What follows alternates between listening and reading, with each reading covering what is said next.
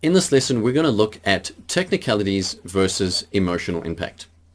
Now, right off the bat, emotional impact, that is a piece that has a lot of emotion to it. It has a mood, it has a story, and it has feeling. A piece with these emotional elements will always win out over a piece that is more technically correct, but lacking in these emotional elements.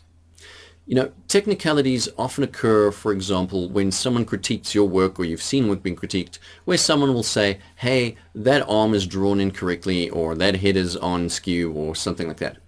However, if the piece has enough of an emotive element to it, enough feeling in it, a lot of the time this causes a blindness in the viewer, so to speak, perhaps even a willing blindness, that they're willing to disregard the technical incorrectness just because of the joy that they're feeling or the the emotions that they're feeling from that particular piece, right? The feelings that they're getting from the piece.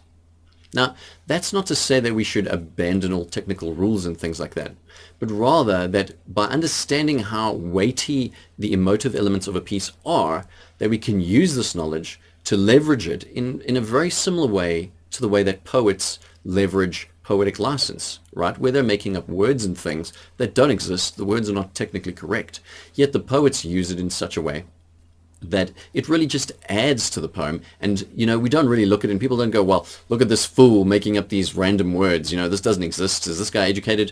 No, we go, wow, that's a pretty cool made up word and that's awesome.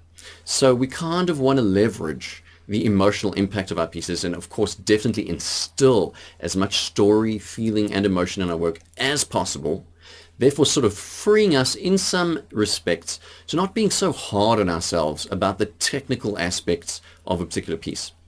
So the last thing that I want to say as well is that you're going to find, as we discuss this later on, that this relates a lot to believability and realism and the difference between these two things and which one is more important in an artwork.